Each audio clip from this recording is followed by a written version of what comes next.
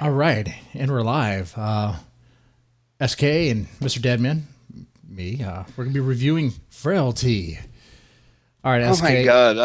I had this dream that was still October and we were still doing podcasts in the middle of the week. No, that's stupid. Why do podcasts in the middle of the week? We have lives. Now we're reviewing movies. That's so much better, right? Yeah, it is when they're worth talking about for one reason or another. But is this one worth talking about? It better be. Absolutely. Absolutely. We're talking about either from being really good or really bad. And this one is not the second part. Yeah, I'd have to agree. So tell us a little bit about Frailty and what's going on here in this film. So, Frailty was the directorial debut of Bill Paxton. Mm. Bill Paxton, who is not Bill Pullman. Bill Paxton had been around in movies for a long time. Mm-hmm. Unfortunately, he has passed, Unfortunately, which I'll is a take a huge drink for him. loss. Yeah, I'll take a drink for him on that one. Um, but Man. you've probably seen him in things that you don't remember seeing him in. I think the first thing I remember seeing him in was Weird Science from Oh, the 80s. was he one of the kids? He was Kelly. He played the hot chick. No, Oh, that's convincing. I mean that this is the range that he has. no, now that's an actor. Okay. He played the asshole big brother. Which is interesting. The gung ho military school guy. The asshole big brother. Huh. Well, in Frailty, he kind of plays the asshole dad that puts his kid in a basement. A kind of, sort of. Yeah. Um, that's interesting. What else is it? What else has he been So in? one of the other things that's really fun to see him in, and it's a really small part, but he was in Terminator. You, And most people, it just goes right past them. They don't even notice. But it, in the beginning, okay, yeah. when Arnold appears naked at, what is it, Griffith, Mm-hmm. It the the Washateria where he's like, observatory, is that the one? It's the very first and then, guy he kills, or what? uh, well, he doesn't actually kill him. He just takes the clothes from one of them. Well, he beats up one guy and then takes the clothes off of another guy. Remember, he says, Yeah. "Give me your clothes. Yes. Give me your clothes." And that's Bill Paxton. He takes Bill Paxton's clothes. Now I have to think there was some creative costuming going on there because I'm pretty sure they're not anywhere close to the same size. Right. Right. I don't think Bill Paxton's clothes are gonna fit on Arnold Schwarzenegger. There's just no way. No, That I don't is think Arnold's arm would fit in Bill's pant leg. no. That is cool. I did not know that. Yeah. He plays a good Yeah. everyman, any man, right? He He's like, does. He plays a good, kind of jerk guy, kind of guy. mm-hmm. Oh wait, Um, no way. Was he in other movies with Arnold Schwarzenegger like that? Wait. No. Was he in Commando? He was in Commando as well. Holy shit. Wait. We should have done this before. We got to take a tally of how many movies Paxton is in with Arnold. I don't know if it's just going to be a low count, but so far we have Terminator and Commando. So if you're listening right now in the chat, let us know how many movies Paxton and Arnold have been in together. Okay. Anyway. yeah. Maybe we could have a giveaway. Yeah, right. He was in Aliens. Oh man. Well, yeah, he was in Aliens. Yeah. Game over, man. Game over. Right? Yeah. Oh man. He had some of the most memorable lines in that movie. Let's see. Tombstone. It's definitely in Tombstone. I think a lot of people remember Yep. from that. Another interesting thing about that is Powers Booth was in Tombstone as well. Yes, and does a great job in Frailty. Mm-hmm. Mm-hmm. So you have Bill Paxton. This is his first movie to direct, right? He's starring in it. You have Matthew McConaughey. You got Powers Booth. Powers Booth and Bill Paxton have been in Tombstone together. And by the way, spoiler alert, because what I'm just letting you know now. If you haven't seen Frailty, you haven't seen this movie, you don't want to be spoiled. Just be careful, okay? Yeah, because if you're worried about spoilers, and you should be, with this movie, we're not paying any attention to that shit. We're just gonna talk about what we want to talk about. right. Because right from the beginning, the thing I like about this is that you have, because that's what I noticed. Like you recommend the movie. When I was getting into it, I was like, what? You have Bill Paxton and Powers Booth in this together. I already have an idea who's going to be the villain somehow. Right. But it was like, wait a second. They can't both be the villain. Because Powers Booth's always the bad guy. Right? And a great bad guy. Sin City. Classic. Yeah. He played Jim Jones. Mm-hmm. He was one of the cowboys in Tombstone. Yeah. He was the head of the Cowboys. What's his name? Billy?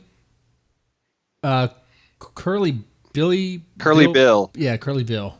Yeah. Yeah. Great movie, man. Okay. Yeah. So what are your initial thoughts about this film? Look, I got to say this. It is a rare moment that I get to an ending of a movie and I find that the ending surprises me, that I'm unprepared for the twist at the end. Mm-hmm. Usually you can see that shit coming like within 20 minutes. You go, you're in this thing and you go, oh, fuck, I know what this is going to be at the end. Mm-hmm. Right? What was the one with the spinning top that everybody was freaking out about being surprised? You know what I'm talking about? It's a sci-fi movie, time travel. The dream bullshit. One. Inception. Yeah. Yeah. I mean, that's like, come on. They set that ending up right off the bat. Mm-hmm. There's no surprise there. Everybody's going, oh my God, I didn't see that coming. It's like, how did you miss this shit? Right. The only indication I would think you would have about what's going to happen is because who's playing the FBI guy, Powers Booth. You'd be like, wait, right? This guy's normally a villain, and a great villain he is, right? Right. But other than that, because this movie is very bare bones. You think about it. It's very simple, small budget movie. Again, this was his directorial debut. I forget who wrote it. Let me look it up because it's worth giving a shout out to Brent Hanley. I don't know the name. Well done, Brent Hanley, for writing this script. Jesus. He also wrote Day 73 with Sarah, Masters of Horror, or some for the TV series. Oh, something from Joe Lansdale, The Bottoms. Oh, look at that. Yeah. Interesting. So yeah, so they one of the key statements that I got from a writing mentor for screenwriting is it's okay, even a good idea, to mislead your audience, but never confuse them. And I think that this film did a masterful job at misleading. It definitely misleads. And it definitely does not confuse. There's that moment, though, because, man. Yeah, it is confusing once the twist is sprung on you and you're like, wait, what? Yeah, because wait a sec. This whole time I thought it was this. What? Yeah. And your brain just has to take a little bit to, process it. Yeah, and try to rationalize. Wait a second. So this whole time, I was thinking it was from Matthew McConaughey's perspective. When I got the twist, when I found out about it, of course, we got to the part of the movie. It was like, wait, maybe we're actually seeing this movie from Powers Booth's perspective, just like how he's envisioning what he's hearing from Matthew McConaughey. I don't know, but it just seemed so bizarre because the whole time he thought that one brother who, which. I mean, I guess let me just go through the movie real fast. Like right from the beginning, right from the opening credits, it establishes what's going on here. There's this God Hands killer, the serial killer going around here. Looks like, okay, they're framing this film as if it's going to be like a blend of thriller, mystery, suspense, with a touch of horror. But like within 5 minutes, it becomes like this. Oh, what is this? Going to be like a bio flick about the God Hands killer, because you have the FBI agent going in there, and he sees Matthew McConaughey. He's like, "Oh, I know about the God Hands killer." Okay, so this movie is gonna be like that. Like we're gonna. Right. This guy claims it's his brother, so we're gonna get a life story about this guy.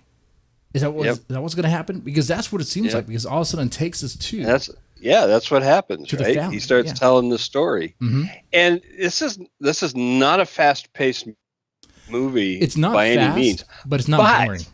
But it is engaging from the start, right? And it keeps pulling you along, even though it's, as I say, it's a smooth-paced movie. It's not slow; it's smooth, and if you use the snipers jargon, they say slow is smooth, smooth is fast. Right, I could see that. And so this is not a fast-paced movie, but it moves and the time goes quickly. It's pretty quick. And you are, you see the everyday life of this little family. Bill Paxton's the father, and there's two grade school aged boys. I think that they come across as 12-ish, something like that. Prepubescent. Yeah. Very normal, small town Texas. Little family. They definitely established that. Yeah. And this is, I don't know, did they say a time frame? It seems old. But not like 50s old, but it's probably 80s. Yeah, I want to say 80s around that time. Yeah. Which I have to add to it, but yeah, they did a great job establishing like the blue collar, very simple, down to earth family. Bill Paxton being the dad and playing. He's a car mechanic, nothing fancy. Yeah. Which makes you wonder. Kids walk to school. Remember when kids walked to school? Yeah, when they could, right? Walk to school. It's a simple town. I don't know about you, but at this opening, I was wondering, how the hell did the God Hands killer come from this? What? Because, usually you'd think it'd be like a disturbed house or some sort of domestic violence there. Yeah, exactly. Good point. Because Bill Paxton is a very caring, thoughtful, loving father, Which... He works and he takes care of his kids. He jokes around with them in a stupid dad way. Right. and go ahead. I was going to say, and during the film, except for one part, really, he keeps that. I kind of skipping. I'm getting ahead of myself here because, when he... Okay. Before we get into what he does in front of the kids, I guess, it's like how... Okay, very simple family, right? And all of a sudden, one day, Bill Paxton just wakes up like with the middle of the night. Middle of the night, actually, yeah. Bill Paxton wakes up the kids. And this this made me so uncomfortable. It did. I don't know if it did for you. So what happens is that Bill Paxton, middle of the night, turns the light on and wakes his boys up. They share a room. And says, look, I had, he didn't say he had a dream. He says, I had a vision. Yeah. God came to me and said that our family has a special mission from God, basically, The Blues to Brothers. destroy demons. Yeah. And Wow. it's like, oh, Jesus, he's got a brain tumor, schizophrenia, or some shit like that, right? Yeah. Because the way And he said it so like dead face, like he was serious about it. He wasn't he joking was, about it. because he was. Yeah, and he wasn't demented about it. Like when I first saw it, I was like, whoa, what's going on here? He seems way too even keel about this whole thing. Is this for real? Like he's not demented, he's not going over the top, he's not seeming deranged, he's just talking something crazy, but as if it's normal. Right. And that's a good point about the dad character, the Bill Paxton character. He's always like that. Mm-hmm. Throughout the whole film. Through the whole film, he never loses his cool. He gets upset, but he never loses his cool. And you think he's going to. There were a few times I was like, wait a second, is he going to start beating the kid? He never really beats the kid. we'll get into that. No, he doesn't. No, he's never violent with the kids. He does one thing that's a little crazy. Yeah. He gets a little harsh. Yeah. With his discipline at one point, but he never strikes them. No, not at all. So yeah, he's this like unflappable guy. So yeah, so imagine your dad comes in and says, "Hey, we're on a mission from God, and we're gonna kill demons." Mm-hmm. Good night. See you in the morning. And you know what I liked about that is that they didn't use any special transitions. They didn't use anything to indicate that it was a dream sequence other than Matthew McConaughey's narration. The narration was on point with what you saw. I gotta say, I am not a fan of narration, but this is an exception, and I'll tell you why it works. And that is because voice? he's not narrating to the audience. He's narrating to the FBI. Mm-hmm.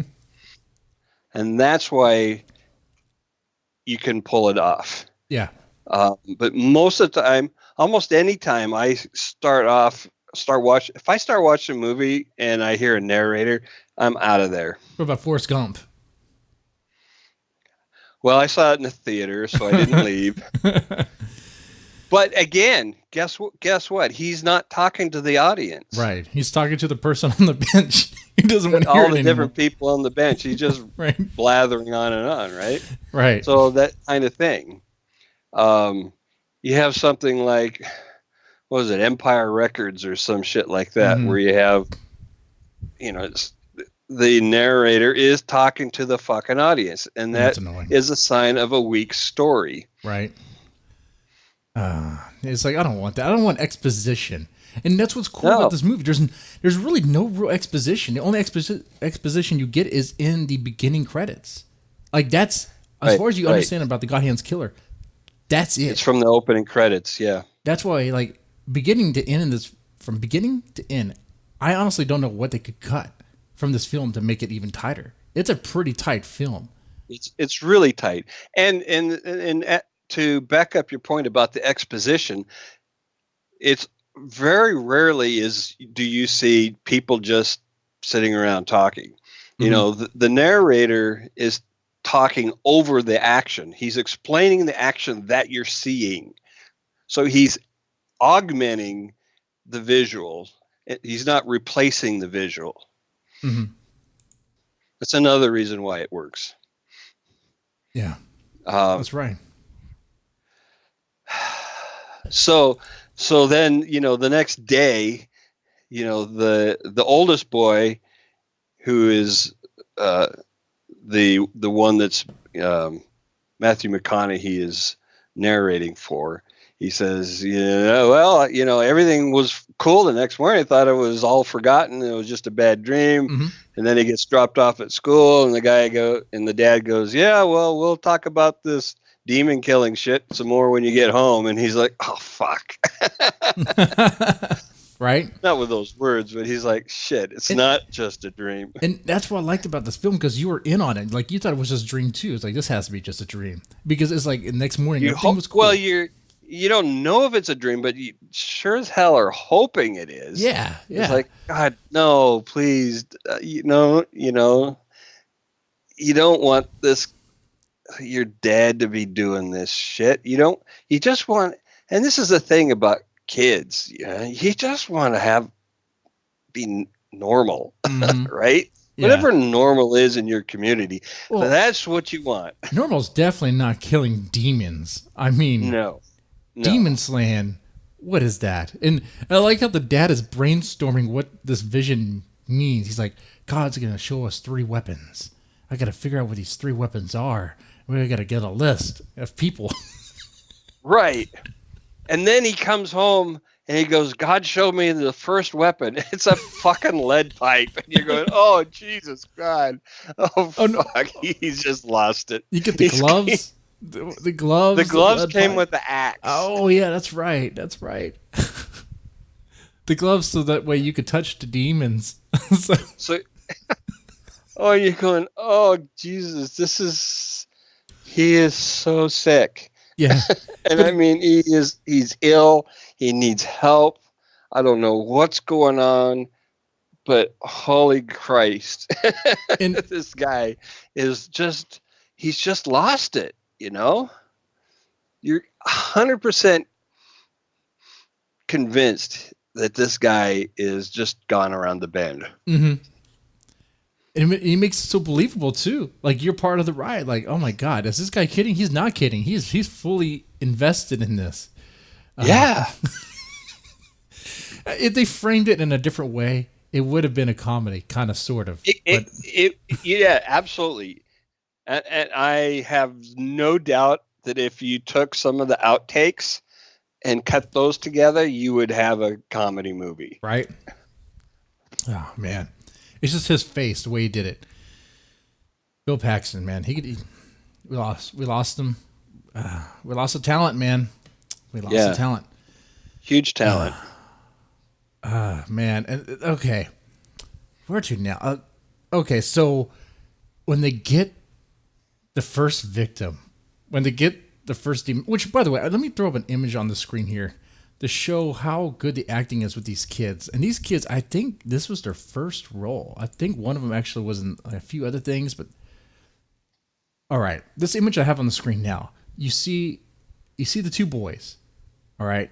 You notice how one is looking at the dad. The other one is looking at the body, but the other one, Vincent, is looking at the dad. They do that throughout the whole movie. Like, one boy is like, fixated on, the one boy, the shorter one, he's into it with the dad. He believes it. He's on board with it. Yeah, we're demon slayers. We're slaying demons. But the other one, the taller one, the one with slightly darker hair, he's like, no, Dad, you can't be slaying demons. Those are people. Don't be slaying people. That's bad. That's wrong. Right. Yeah. Yeah, this is... and, the dad starts going through this. He brings home this woman bound in duct tape. Mm-hmm.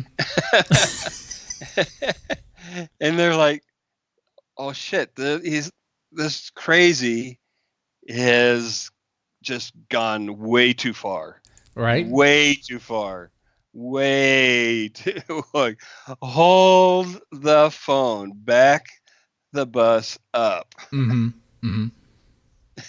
You actually kidnapped a woman and brought her to the fucking house. Right? Right? So the one kid is freaking out about it. The other one is completely on board. So you're thinking, wait a second, that kid that's on board with this, he's the God Hands killer. He has to be the God Hands killer. Right? Absolutely. He's the God's Hand killer. There's no way. There's no way that the other one would be. No way at all. Right? Yeah. And he kills her with the axe. Just yeah.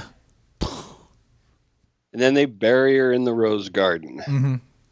Which I'll just say, I enjoyed the fact that the dad, when he killed the demon, like he seemed like when he had her there, it seemed like he didn't really want to do it. Like he felt like it looked like he was on a mission from God. Yeah, okay.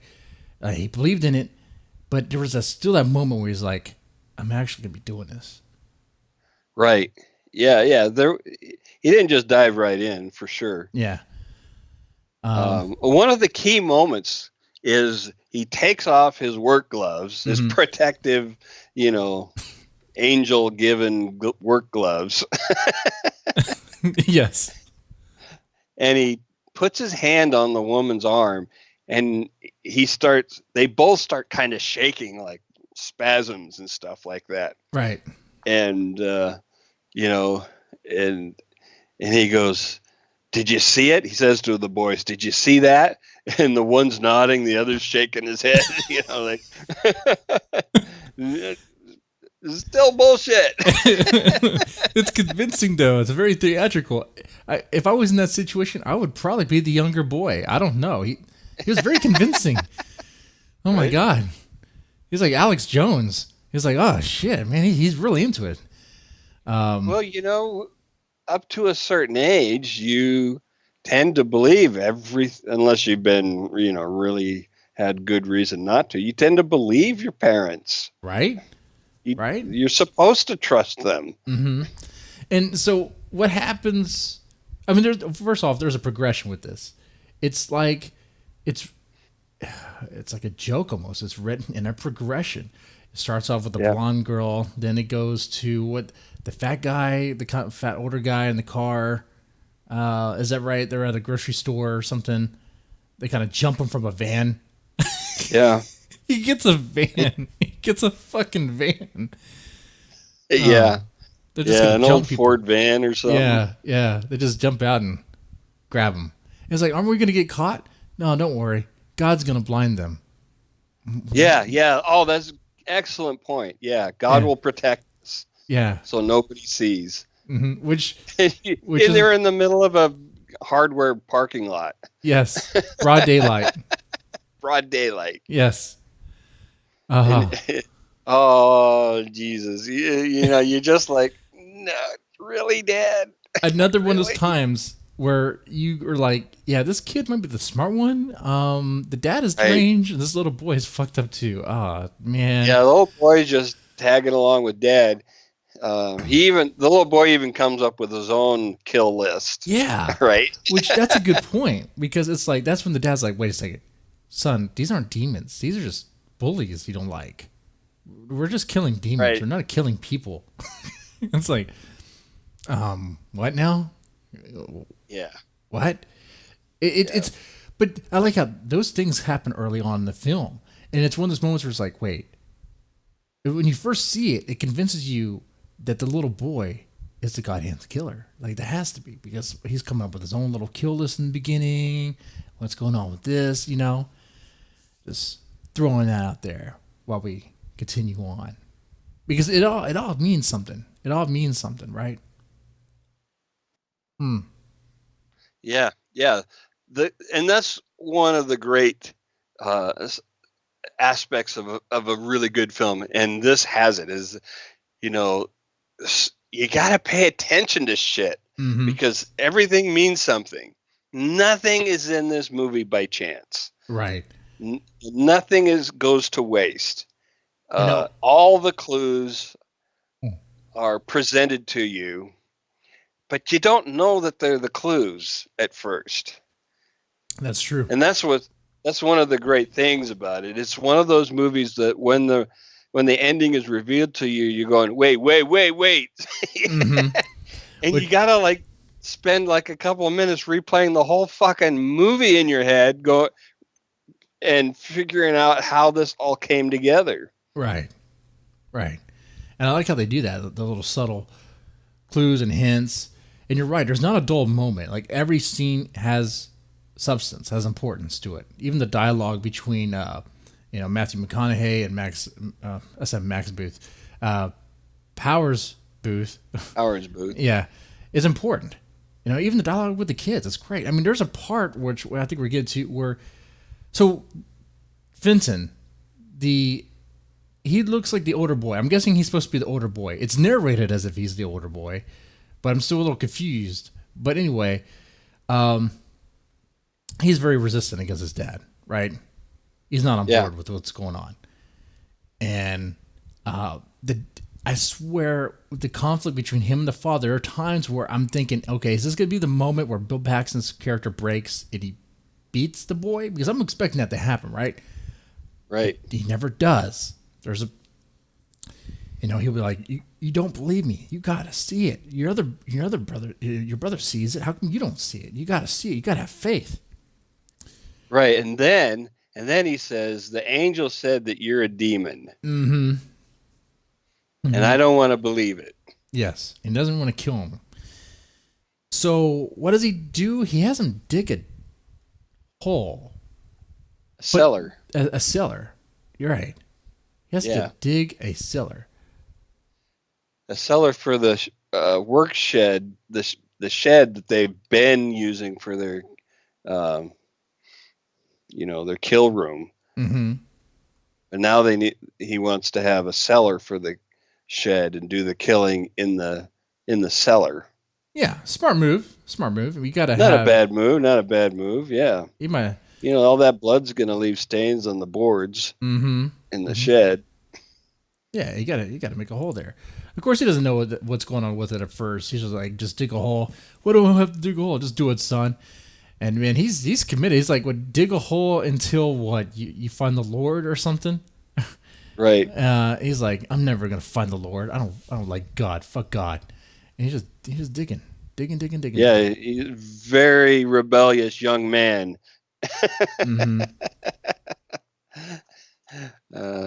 Something I'm familiar with. Right? But then even when he gets, because things escalate, right? Because how long is he in the cellar for? So he digs the cellar and then he gets thrown into the cellar. Yes, there was something that happens days where he's thrown in for days. It was with wasn't it with? I don't know if it was like a meth head or a tweaker or whatever, but it was like the one guy. No. It wasn't. It was after. It was after the sheriff. It was after the sheriff. No. I take that back because the sheriff was in the cellar. Right. So it was after the junkie guy. Yeah. It was after the junkie guy. The guy they kidnapped right off of his own porch. Oh man! Now I'm getting a little confused too. Oh man. Okay. Wait a second, because there's a part. Okay. So the junkie guy. All right. So the junkie guy there. But that's right. He hits his dad. Dad. Oh God! No. You're right. The junkie guy was the last one, wasn't he? I think so. Yeah. Okay. Anyway, doesn't matter. That part doesn't matter. But so he gets the older boy gets locked in the cellar until he repents of his doubts and gets on board with the program. Right. And it takes days. But eventually he comes out. He figures out that the smart thing is to just go along with shit. Go along. And he was very tell him what he wants to hear. And very believable. And he does a good job with it. Wait a second. So that had to have been after the sheriff, because he tried to rat out his dad, right. And then that's when he puts him in the cellar for the week or 2 weeks, or how long he was in there. So this is how far he goes. He goes to the police to try to rat out his dad, be like, my dad's killing all these people. I could show you where the bodies are buried. And the sheriff doesn't even want to look at it. He doesn't want to believe. He's like, okay, well, son. It does. It sounds ridiculous, doesn't it? Your dad's killing people thinking they're demons. Okay. And we're talking about small town law enforcement, right? Everyone knows each other. Yep. He doesn't believe this. He's not going to look into it. He's like, fuck that. I'm about to go bass fishing. So what are you talking? He's not. The sheriff's not going to go, what, another one? God, I'm so tired of these demon killer cases. Right? So, but what's crazy is he could have gotten away. Like, he didn't. Bill Paxton didn't have to kill the sheriff, right? Because it's not like the sheriff saw anything, right? No. Well, the boy was going to take him to the Rose Garden where everybody was buried. That's right. Why. He'll take him to the Rose Garden, and that's when Bill Paxton kills him. And that's one of the important lines in the film where I had to kill a human. You made me kill a human. He wasn't a demon. The father insists that the sheriff was the first human he had killed, and everybody else had been demons. That's right. And the other aspect of it is this has been going on all this time, and they're burying the bodies in the town rose garden. And not very deep. And nobody finds them. Right. I mean, there's a part at the end of the film. Nobody sees their lanterns in the middle of the night digging around in the rose garden. Yeah, so this rose garden isn't part of their backyard. It is like, what is like a It's town? adjacent to it, It's but it's not part of it. And it's like a park or something? Like, people could just go there and walk around and have dates. It's not fenced or gated or anything. Okay. So, and no one sees, and when I say they're not properly buried, they are like, you see the mound of dirt, like, covering it. It's haphazard. And it's obvious. Mm-hmm.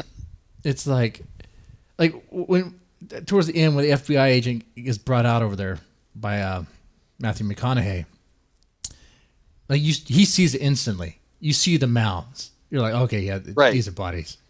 He didn't even have to do any sort of digging or any sort Powers of looking. Booth isn't fooled by it. He knows exactly what he's seeing. Right? Well, he's a villain. I mean, he's put down many bodies to know what they look like. I swear.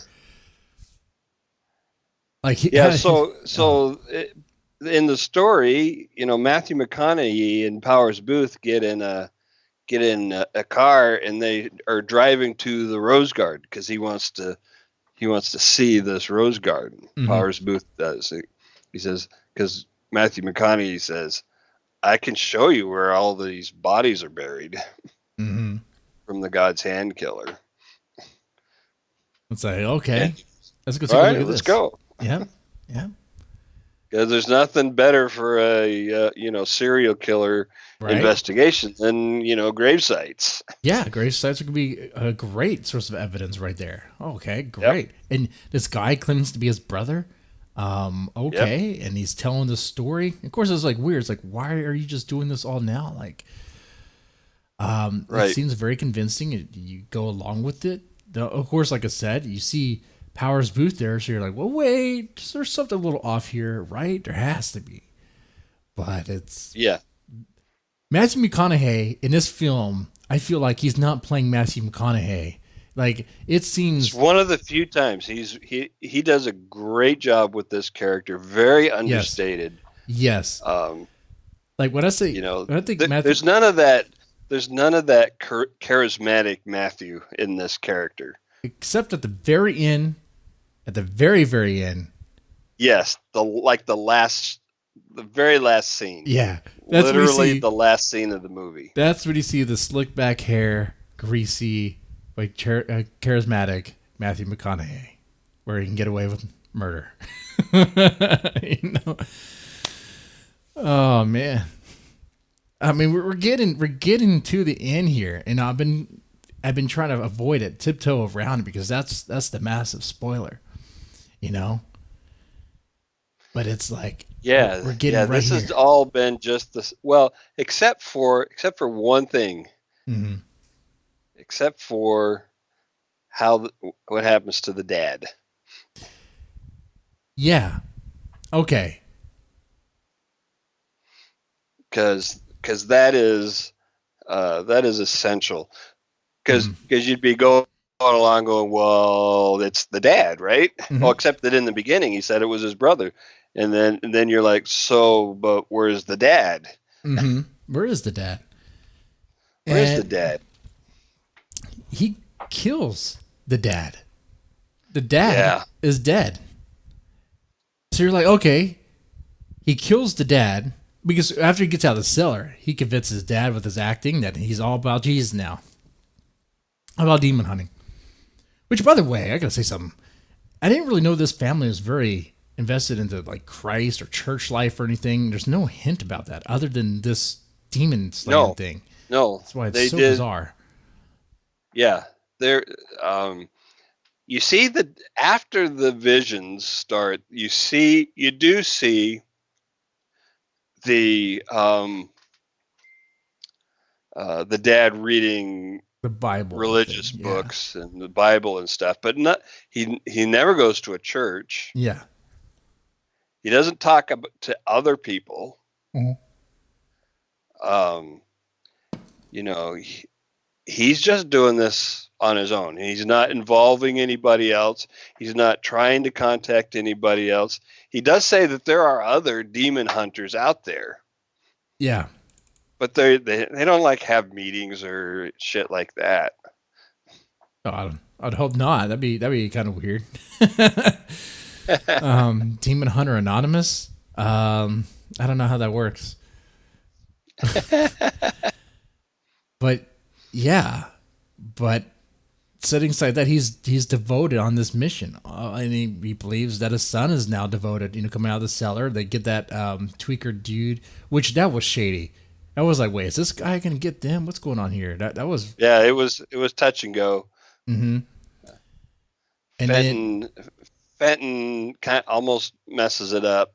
Bill, the dad gets hurt a little bit in the process. Yeah.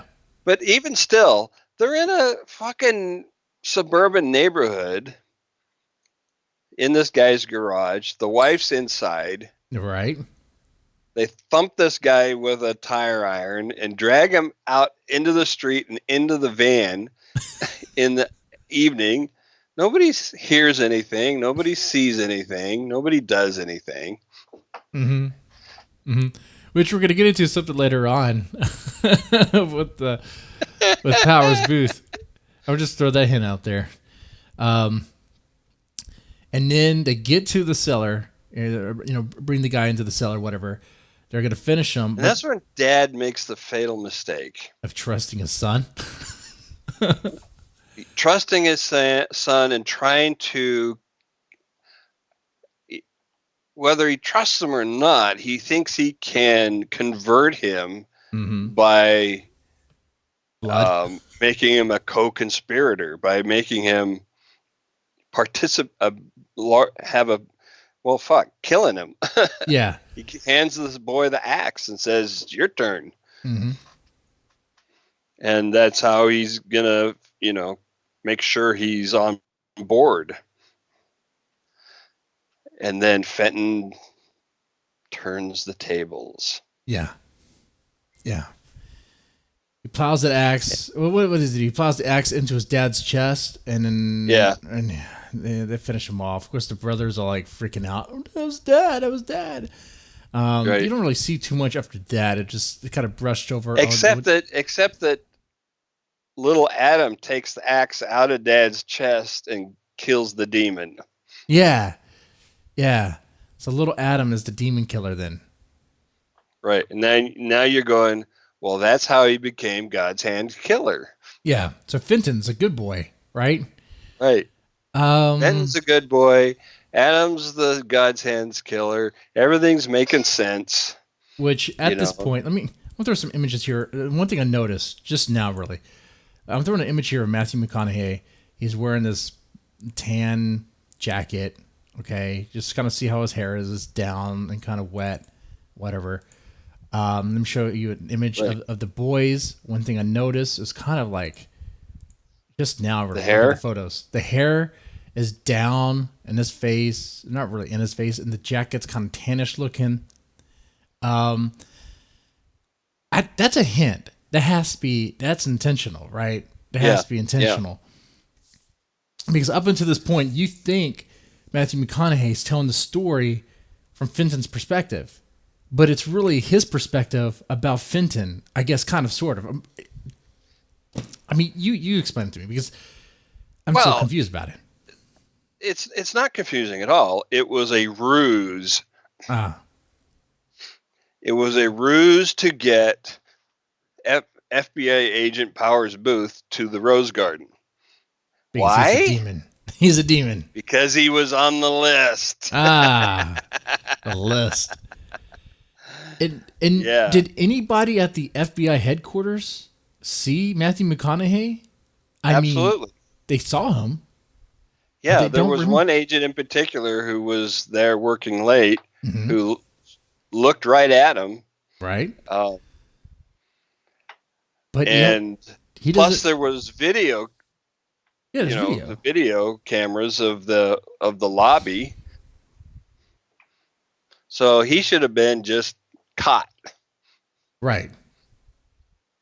But Um, like Bill Paxton said, God will keep him safe. yeah, He'll protect him. He'll blind him. He'll blind all he'll those blame. people. Yeah, Which apparently the one agent that saw him looked right in his face, was like, I don't know, it was just a blur. Like I saw him, but I don't remember seeing him. It's weird. And yeah. on the camera. Let's not tell him. Let's not tell him what it is about the FBI agent, Okay. Bill Powers Booth.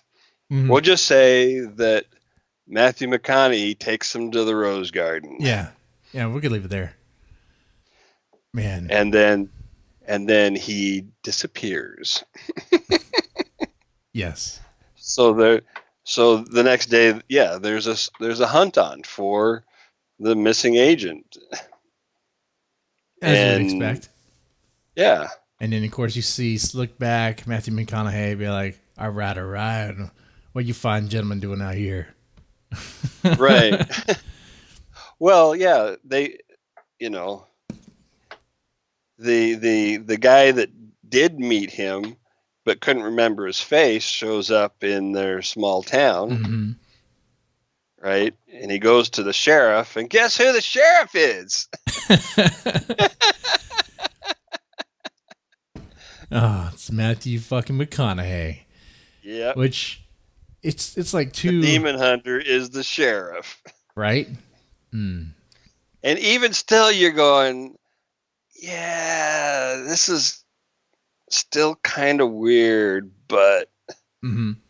but then the thing is that you're going all along, and it's not until right at the end there that you go find out that, oh, you got to be kidding me, it was real all along. Yeah, it's real long, and you're rooting for the wrong brother. Um, it messes with you. I like that twist. Yeah, I mean, there's not a dull yeah, moment in this film. Like you ride along with it. It carries you. I mean, if I really want to be trying to find a dull moment, I guess I guess the drive to the FBI headquarters. But even that was not that bad. I was just like, that no, was short, not even a yeah, minute. Like he goes to the FBI headquarters. Okay, what's this? It's a late night. Got caught up there. That actually kind of sells the scene and what's happening here. This guy claims to have information about Godhand's killer, which you got a full dose of in the very beginning. right. If you And miss something, and the clincher, and it's just fantastic, So the young FBI agent goes and meets the sheriff, um, and doesn't recognize Matthew McConaughey, even though they were face to face right? the day before,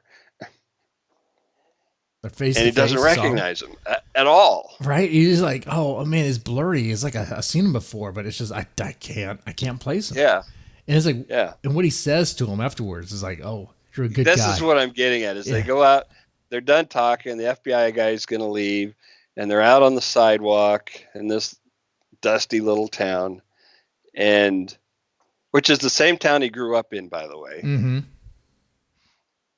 And Matthew McConaughey shakes his hand, the FBI agent's hand, Yes. and he kind of holds it there a little second long and goes, "You're a good man, agent."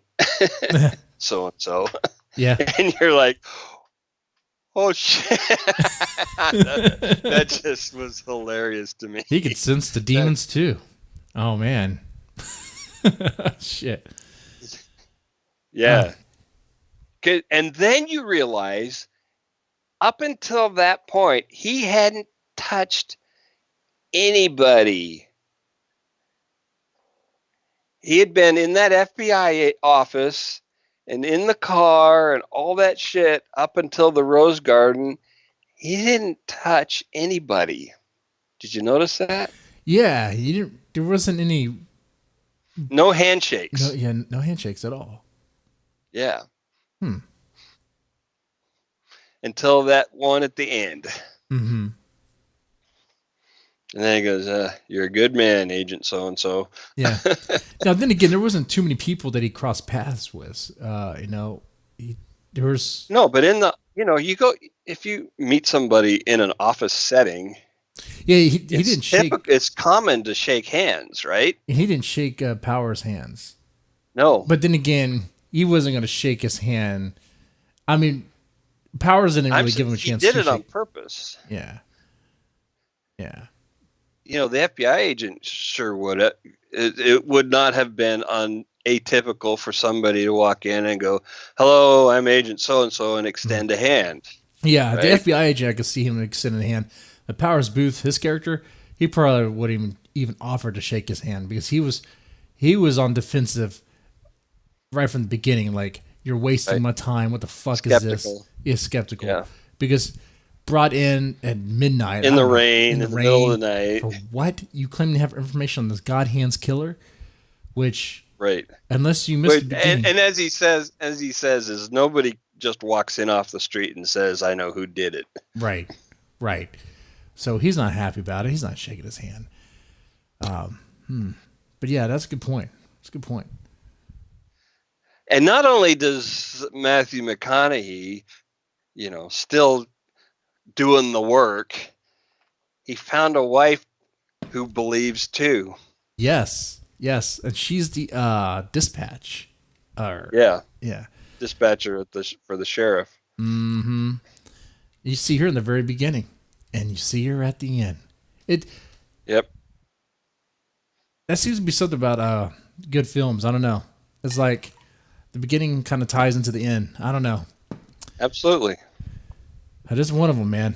It's very quick. It is kind of slow paced, but it's quick, and I think that's a good balance. Especially with the it's again, I don't often get surprised, and this one did. And don't kid yourself. Like this film was very brutal. I mean, the dad is killing these guys. Absolutely, it's absolutely a horror movie. Kids. No question about it. Although some might, call it a thriller. Although I learned something watching commentary tracks, and I can't, or maybe it was in an article somewhere. There didn't used to be a category of movie called a thriller. I think you told me this once. Until Silence of the Lambs. Yeah, that's it. Silence of the Lambs was the first quote unquote thriller. But it was a horror movie. It was absolutely, unquestionably a horror movie that they didn't want to market as a horror movie. They wanted, because, I mean, as much as anybody, horror has a limited audience. Yeah. Thriller it does not appeal to everybody. Yeah. Thriller, on the other hand, appeals to a lot more. So. Right. Exactly. It's like it kind of appeals to like the drama, true crime. What is this? What's going on here? Okay. Right. Exactly. So it definitely has that feel to it. But this is brutal. Very much in the vein. There's a lot of similarities that you could find with Silence of the Lambs and Frailty. Much smaller movie, this one. But the pacing is very similar. The tension is very similar. I can see that. The brutality is similar. The FBI is very similar. Yeah. Let's see what else. Just the bizarreness of the serial killer. Like he's just so serious about it. Though I would say Silence of the Lamb had a bit more of a creep factor. Because Bill Paxton's so dead-faced about it. Like he seems like an average guy who just believes this stuff. Like, and that's it. There's just no shaking. They even show one of his visions one time. Like he's working on a car in the shop, and all this, grinding and banging and mechanical noises going on around him. He's under this car and he sees a vision of an angel coming through the chassis or some shit. A pretty like badass that. looking angel too. Like, well, if I saw who, by the way, was one of the crew members. It was yeah, he was just a guy working on the movie, and they needed somebody to be the angel, and they said, "This guy's got an awesome beard. Let's make him the angel." He did have an awesome beard. Oh man, that's another point you got to hit. Like, this is small budget, and it used its resources well.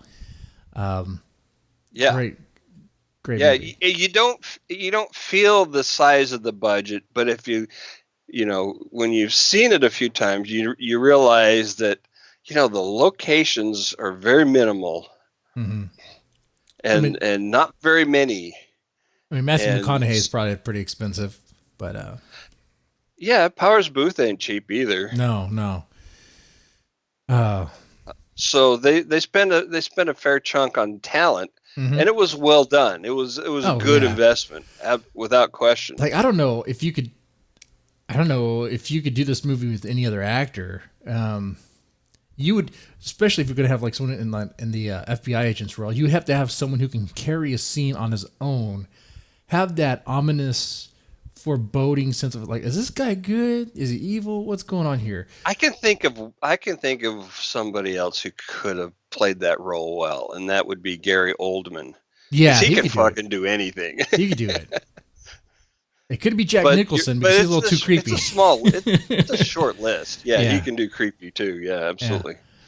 Yeah. It's not a long list of actors who have that kind of gravitas. Mm-hmm. Which is something that you don't find often in the younger actors, by the way.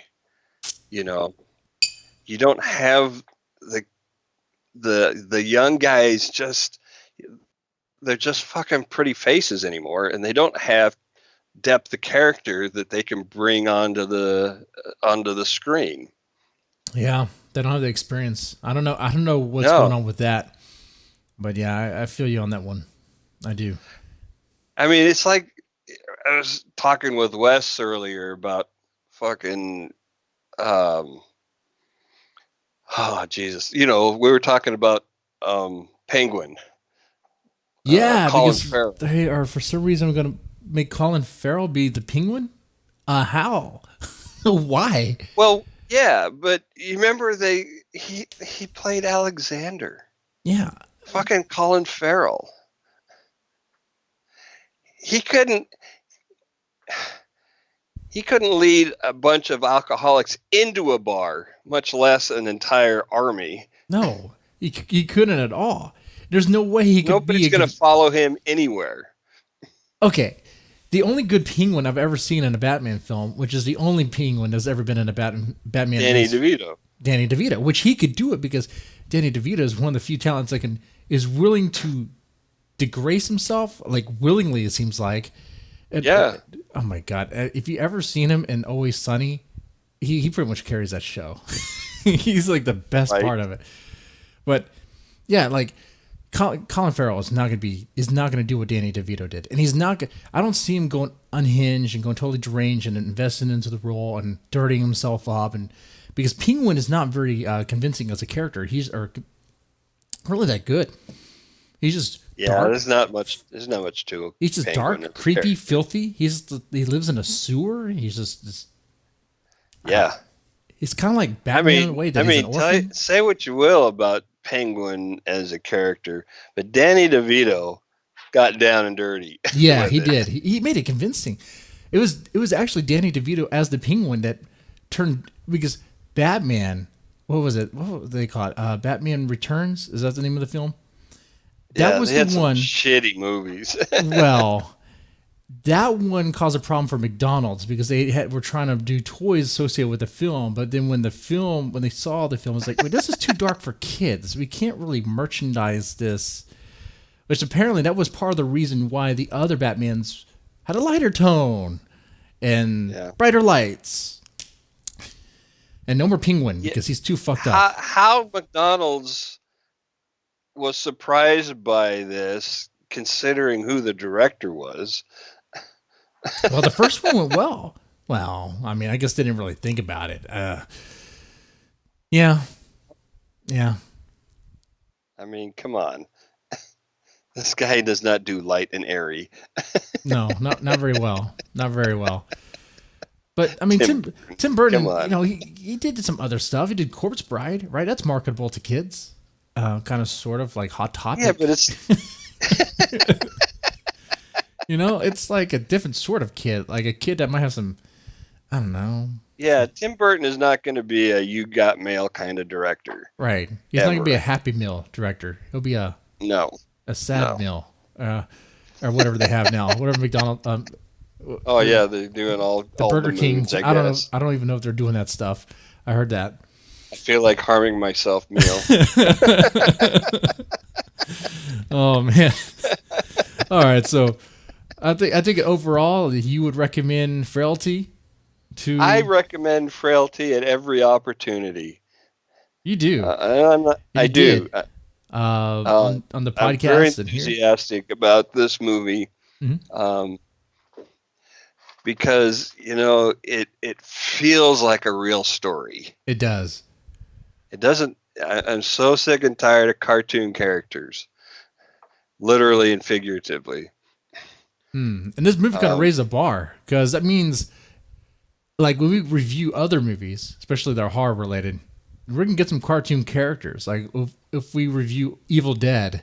Oh, that's gonna be campy. But the thing that's a different class. I love a good camp. Yeah, good camp is good. I do. What I mean is these cartoon characters that take themselves seriously. Yeah. And like they're just boring. There's nothing interesting going on in the comic book movie world anymore. Oh no. And they kind of ride themselves into a dead end anyway. All the Avengers stuff is done. They're trying to start a new wave, which hardly anyone is Netflix's Jessica Jones was worth watching. It is. That was good. But those things are canceled. It got kind of repetitive though. Yeah. Well, there's only so much you can do. Yeah, and those projects are canceled because Disney owns the stuff and they have their own streaming service coming out. So it's like, why do partnerships with Netflix when we have our own? Yeah, Disney is gonna put the final nails in the Netflix coffin, I'm afraid. I speculate that as well. I think anyone with a brainstem can see the writing on the wall. Yeah. And the problem that Netflix has and has had since the beginning is that the only revenue stream that they have is subscription. Mm-hmm. They don't do ads or anything, which thank God they don't do ads. But because that would just be the end. They have to pay for subscriptions and ads. Oh, fuck you, Netflix. No, not going there. No. Not going there. I'll just bootleg this shit. I don't condone bootlegging, guys. I don't. No. I don't use Showbox at all. I don't know what you got. No. Yeah. So yeah, I'd agree. This movie, Frailty, is a great pick. A good recommendation. SK brought this up. This is our first movie review live stream thing. Hopefully to keep this going. I think it'll be fun to do.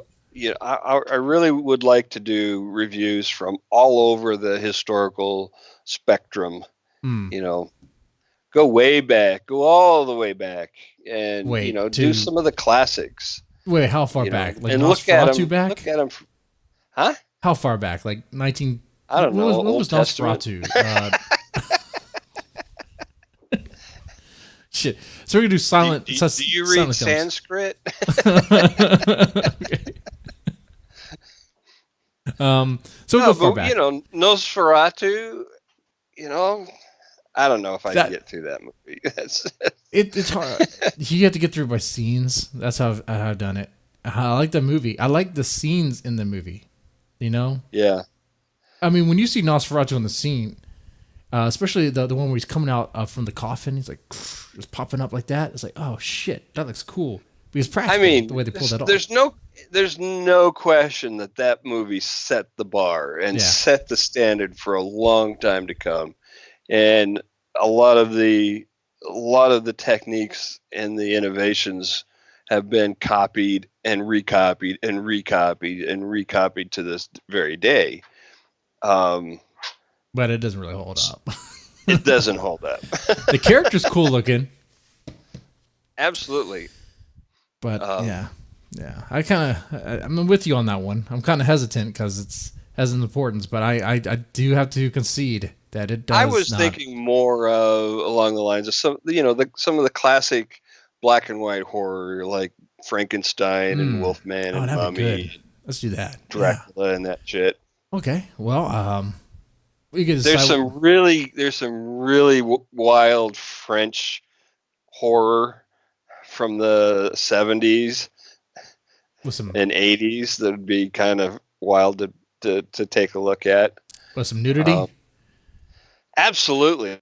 Great. Then we should review those next. Oh, man. So this is good. This is good, SK. I like this. So, yeah, I mean, if this is a movie that you are not going to tune into for the boobs. No, because except for the hot chick who marries Matthew in the end, or is his wife in the end, who's in exactly 2 scenes. Mm-hmm. Oh, she has a nice bust. She has a real nice. She's cute as hell. Yeah. The hot ones are usually a little bit psychotic, man. It kind of blends in. And she fits that. Mm-hmm. Missy Kreider. That's nice. Yeah, she's nice. Nice. What else she's done, but she's cute as hell. Mm-hmm. Yeah, so I'd recommend this film as well. If you haven't seen it, you got to check it out.